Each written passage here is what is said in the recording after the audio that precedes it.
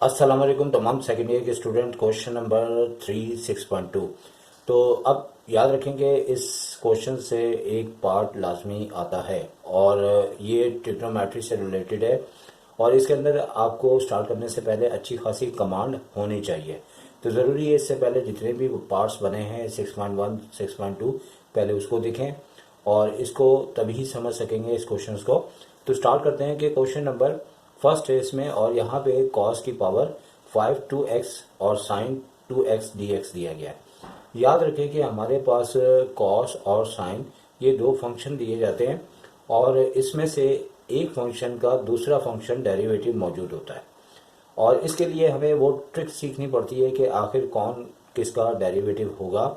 याद रखें जिसकी पावर बहुत ज़्यादा हो, 1 से ज़्यादा हो और दूसरे की पावर अगर 1 हो तो फौरी तौर पे फैसला यही होता है कि जिसकी पावर ज़्यादा है उसका डेरिवेटिव ही आपको साइन एक्स दिया जाएगा। और जैसे कि आप देख भी सकते हैं कि कॉस एक्स का जो डेरिवेटिव होता है वो आपके पास माइनस साइन एक्स होता है।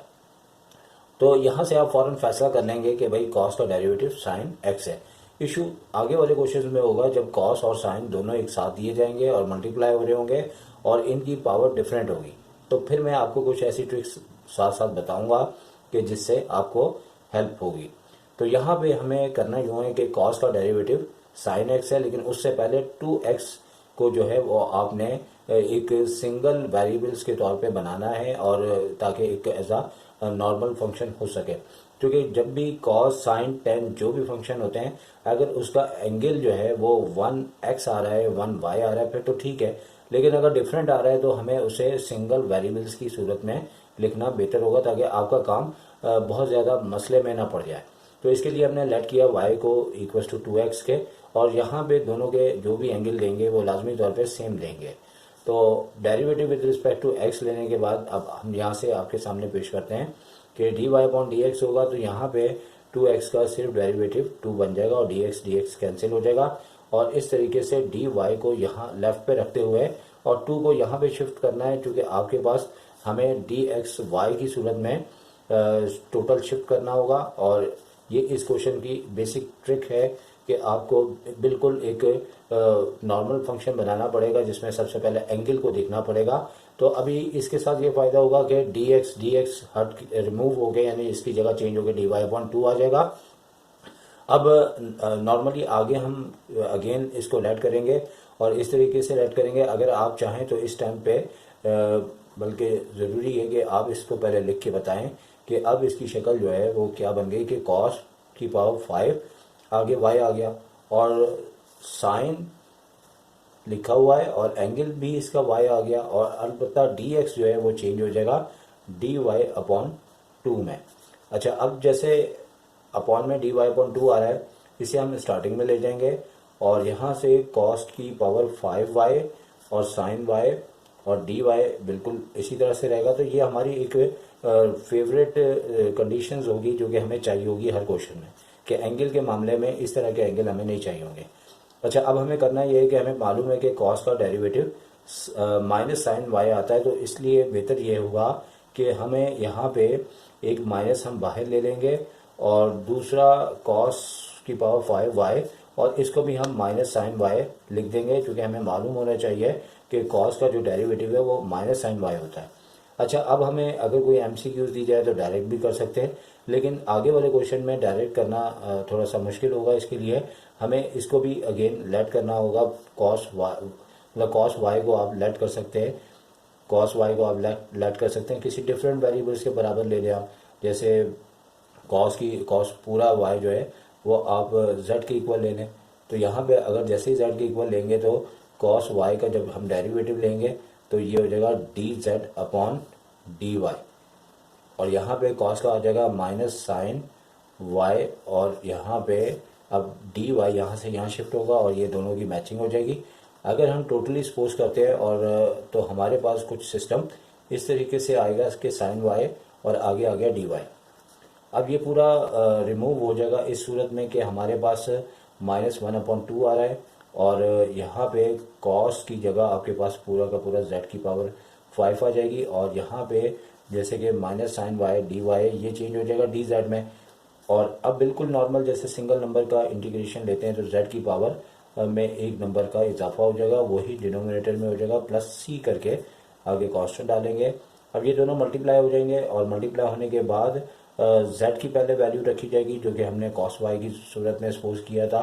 तो यहाँ पे इसकी 6 पावर वाई प्लस सी आया। अब चूंकि वाई भी हमने सपोज किया था, एक्चुअल 2x लिखा था, तो ये टोटल सपोजिशन से मैंने आपको क्वेश्चन करके बताया। लेकिन इसमें अगर क्वेश्चन लेंथी हो तो इस सूरत में हम कुछ स्टेप इसके डायरेक्ट भी कर सकते हैं, जिससे हमारा क्वेश्चन इतना लेंथी नहीं चल रहा। क्योंकि पहला क्वेश्चन होने की वजह से मैंने तमाम आपको इसके रूल्स को एक्सप्लेन किया। अब क्वेश्चन नंबर 3 का सेकंड पार्ट है और इसमें याद रखें कि हमारे पास cot under root x d x upon root x दिया हुआ है। अब टाइम बचाते हुए आपकी खिदमत में पेश करते हैं। तो याद रखें कि जैसे इससे पहले क्वेश्चन में ये बात हो चुकी है कि हम जो है यहाँ पे रूट एक्स को वाई के इक्वल लेंगे, फिर इसका डेरिवेटिव लेंगे और डेरिवेटिव लेने के बाद हमें टोटल जो है यहाँ पे आपके एंगल्स की इस पोजीशन को मुकम्मल करना है। और जैसे ही आपने डेरिवेटिव लिया तो उसमें याद रखना कि एक पावर लेस होती है और जो भी पावर होती है वो पहले कांस्टेंट अगर होता है उससे मल्टीप्लाई करके लिख दी जाती है। और फाइनली हमारी जो यहाँ पे शक्ल मैचिंग हो रही है वो d x upon under root x के इक्वल हो रही है, जबकि ये 2 हमने डी वाई के साथ शिफ्ट कर देना है। अब हमें वैसे भी नज़र आ रहा है कि यहाँ पे हमारे पास रूट एक्स को अगर हम लेते हैं तो ये d x upon root x हमारा इससे मैच हो जाएगा।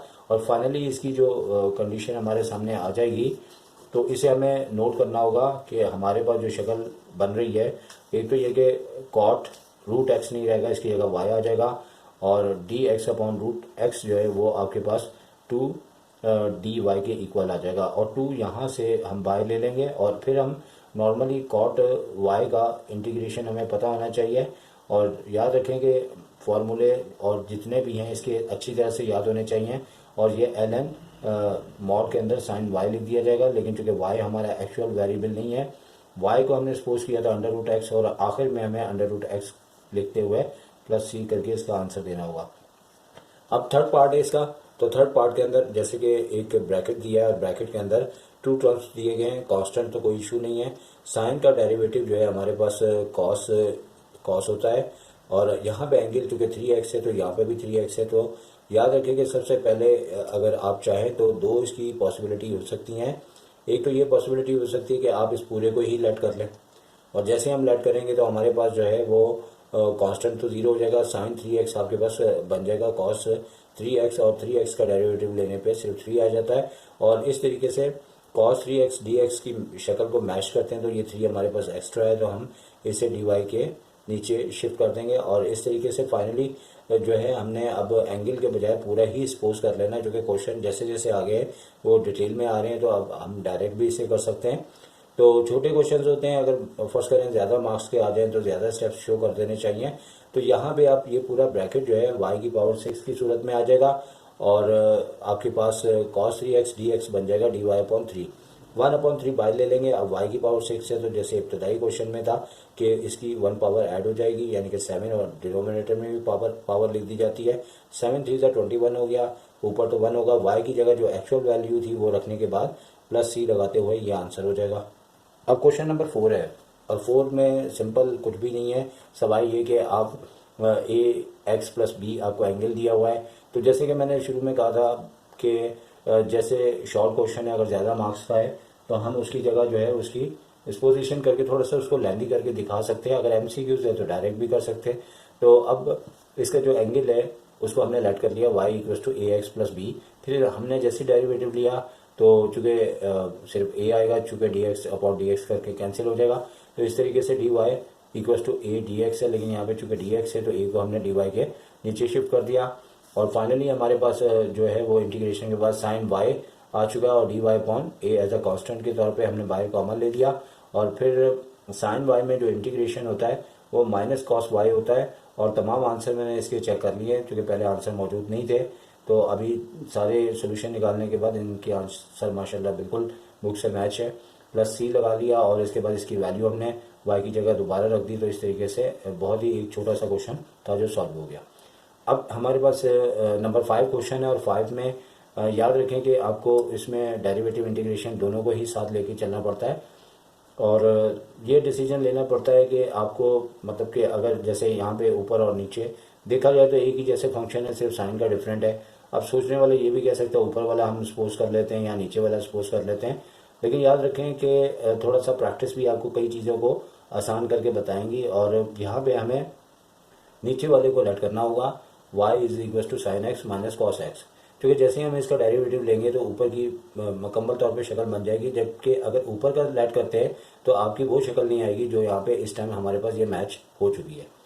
अगर तो दो टर्म दी जाए ब्रैकेट के ऊपर वन से डिफरेंट पावर हो तो फिर तो ये फाइनली इस बात को इंडिकेट करता है कि यहाँ पे इसको हम ब्रैकेट के अंदर वाले को सपोज करेंगे। लेकिन इस मौके पे थोड़ा सा बच्चा ये सोच सकता है कि भाई किसको सपोज करना है, तो ऊपर वाला अगर आप लेके सपोज करेंगे तो आपकी शक्ल जो है वो मैचिंग नहीं होगी और इसी तरीके से आएगी। तो डी एक्स के साथ ये मल्टीपल करके बनेगा, जबकि ये फिर इस सूरत में ये अपॉन में आ जाएगा, तो फिर आपको कैंसिल करके दोबारा से करना पड़ेगा। तो प्रैक्टिस बहुत ज़रूरी है। तो इस तरीके से जैसे हमने लेट किया तो छोटा सा एक क्वेश्चन है ये कि डी वाई अपॉन वाई आ जाएगा, जो कि नीचे वाले को हमने वाई कहा है और ऊपर वाला डी वाई से पूरा का पूरा सेम टू सेम मैच हो गया। एल एन वाई प्लस सी करके आंसर आया, वाई की जगह उसकी वैल्यू रखी, तो इस तरीके से आंसर आ चुका है। अब नंबर 6 के अंदर एक्सपोनेंशियल आ चुका है और एक्सपोनेंशियल की सूरत में याद रखें कि यहाँ पे जो है वो सेक स्क्वायर एक्सपोनेंशियल की पावर 2x है। तो पहले तो ये है कि इसके एंगल के लिहाज से डेरिवेटिव लाजमी होना चाहिए, जो कि स्टार्टिंग में दिया और यहाँ से dx है। तो याद रखें कि एक्सपोनेंशियल का हम जैसे ही डेरिवेटिव यहाँ पे y के इक्वल सपोज करेंगे और डेरिवेटिव लेंगे तो हमारे पास ये जो शक्ल आ रही है वो बिल्कुल मैच हो जाएगी, क्योंकि यहाँ से dx उठा लेंगे और यहाँ से एक्सपोनेंशियल दोनों को हटाते हुए आपके पास dy अपॉन 2 आ जाएगा, जबकि यहाँ पे सेक स्क्वायर y आ रहा है, क्योंकि y को हमने एक्सपोनेंशियल की पावर 2x के बराबर सपोज किया है। फाइनली फिर हमें इसका इंटीग्रेशन पता होना चाहिए कि आपके पास जो है वो इसका इंटीग्रेशन 1/2 हमने साइड पे लिया है, जबकि यहाँ पे सेक स्क्वायर का आपके पास 10y इंटीग्रेशन होता है। डायरेक्टली आपको याद होना चाहिए, तो y की जगह उसकी वैल्यू रख दी जो कि एक्सपोनेंशियल की पावर 2x है प्लस c ऑलरेडी आपको मालूम है कि लगाना होता है। इस तरीके से इसका आंसर आ चुका है। अब नंबर 7 पे बात करें तो नंबर 7 वाला क्वेश्चन कह सकते हैं कि इस तरह का एग्जाम में इम्पोर्टेंट होता है और माजी में भी इस तरीके के क्वेश्चन या इससे मिलते जुलते क्वेश्चन पेपर में दिए जा चुके हैं।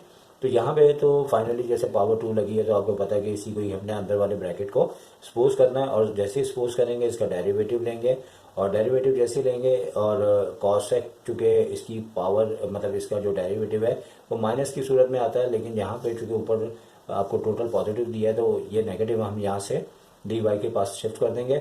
और 3b भी चूँकि यहाँ पे हमारे पास एक्स्ट्रा आ रहा है, जो कि b का जो हमने डेरिवेटिव लिया था और दूसरा उसका 3x का डेरिवेटिव लेने पे 3 आया, तो ये दोनों हमने डी वाई के अपॉन में शिफ्ट कर दिया और ये शक्ल हमारी पूरी की पूरी मैच हो गई। और जैसे ही हम इसको लिखते हैं तो कांस्टेंट को अगर हम बाहरी इंटीग्रेशन से ले जाएं तो बेहतर है।